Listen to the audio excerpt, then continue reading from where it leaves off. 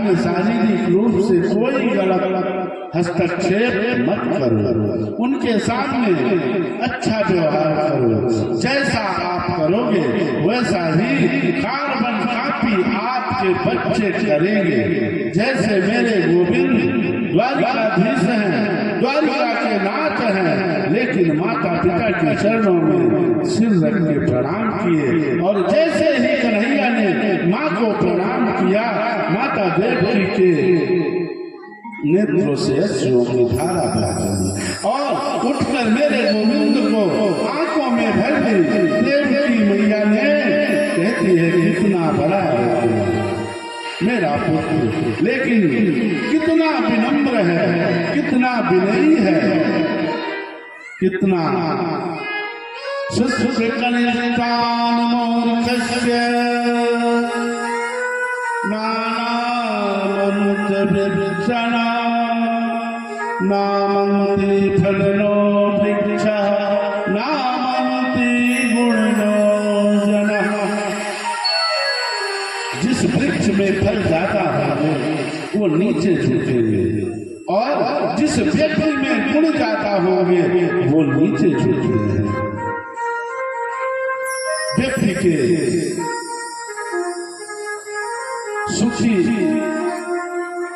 सुखी हुई लकड़ी कभी झुकती है क्या? मूर्ख व्यक्ति कभी झुकना जानता है क्या? बड़प्पन तो वही है जो विनम्र है। इसीलिए मेरे गुरु जी कहा करते हैं, जो वास्तव में बड़े हैं वो विनम्र होते हैं, वो विनयी होते हैं, और जो लोग गलती से बड़े हो जाते हैं उनमें विनम्रता आने में, बड़प्पन आने में 2-4 पीढ़ी का समय लग जाता है। इसीलिए बड़ों को प्रणाम करने की आदत डालें।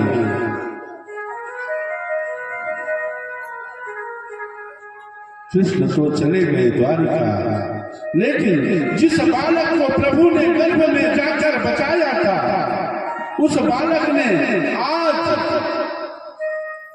हस्तिनापुर में जन्म ले लिया और उसी का नाम हुआ राजा परीक्षित। अभिमन्यु का बेटा है, जिसने अपने पिता का सुख ही नहीं देखा। जब 3-4 महीने के गर्भ में था तो इसके पिता की मृत्यु हो गई थी, युद्ध में मारे गए थे। जैसे ही जन्म लेते ही पलथी मारकर बैठे रहे। राजा परीक्षित देखने लगे चारों ओर, बताओ आपने दुनिया में कभी ऐसा बालक देखा है जो जन्म लेते ही बैठ जाए और चारों ओर देखने लगे? लाखों नर नारी बच्चे को देख रहे हैं। पांडवों और कौरवों के वंश में सिर्फ एक ही बालक बचा है, यही इनके वंश को चलाएगा। व्यास जी इसका नाम रख दिए परीक्षित। और आंखों में अश्रु है, निराश हो रहे हैं। महर्षि व्यास जी के चरणों में युधिष्ठिर ने प्रणाम किया और कहते हैं, गुरु जी मेरे घर में ऐसा बालक कभी नहीं हुआ।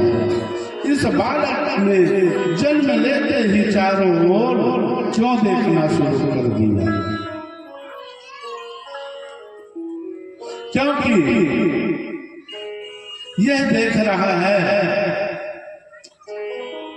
कि सब कोई दिख रहे हैं, परंतु जो मेरे प्रभु श्री कृष्ण हैं, जो मेरी गर्भस्थ में जाकर रक्षा किए हैं, वो नहीं दिख रहे हैं। वो कहाँ चले गए? वो सिर्फ उन्हीं को देख रहा है। और पहला बालक है इस संसार में जो जन्म बाद में लिया,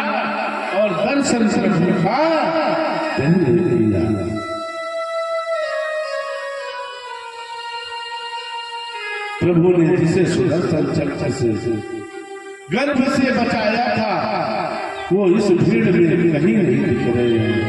भगवान को पता चला मेरी बहन सुभद्रा के घर पौत्र हुआ है तो मेरे गोविंद भी आशीर्वाद देने के लिए आए। छोटो की कुर्ता लेकर पधारे श्री कृष्ण इस बालक को सभी गोद में लेते हैं, लेकिन किसी की गोद में जाकर वो हंसता नहीं है, गोद में जाकर उदास हो जाता है, ये भी नहीं है। लेकिन जैसे मेरे गोविंद पहुंचे और कन्हैया ने जैसे ही उसे गोद में लिया, गोद में जाते ही खिलखिलाकर जोर से बालक हंसने लगा। प्रभु तो उसके सिर पर हाथ फेरे और उसका नाम परीक्षित रख दिए।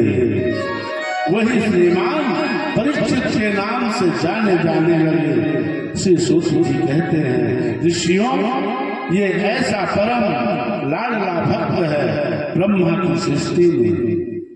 एकमात्र बालक ऐसा है जिसने जन्म लिया और प्रभु का दर्शन जन्म से पहले कर लिया।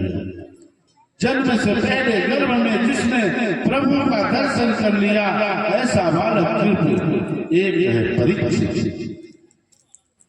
लेकिन अर्जुन जब कृष्ण के साथ द्वारिका चले गए, अर्जुन की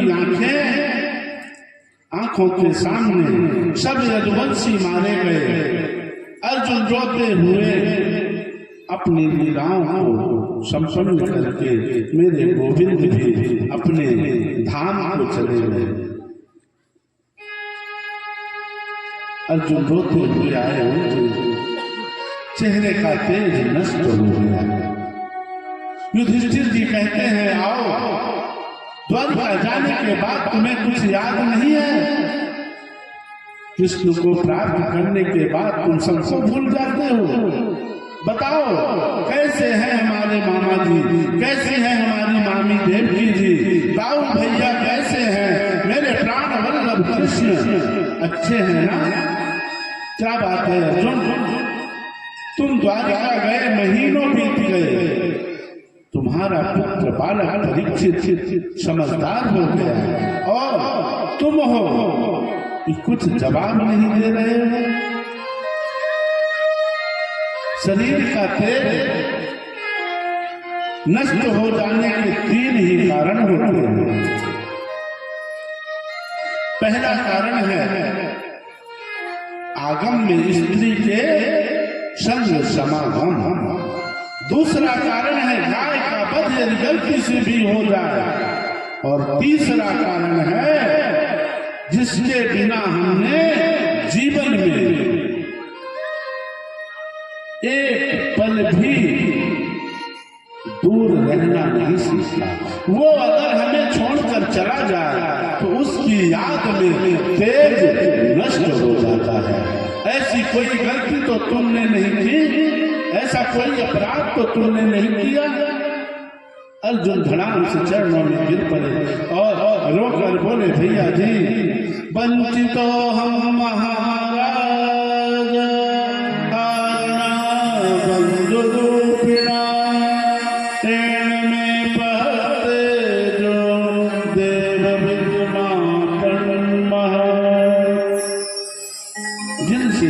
के बिना एक मिनट भी हमने रहना नहीं सीखा।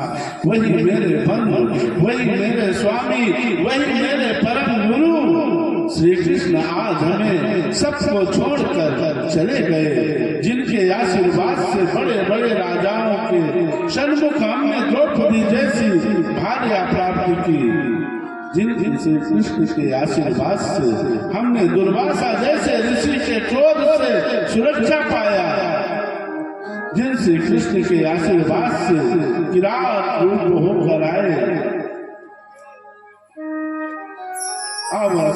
मैंने संतुष्ट कर दिया। आज वही मेरे प्राण वल्लभ गोविंद हमें छोड़कर चले गए।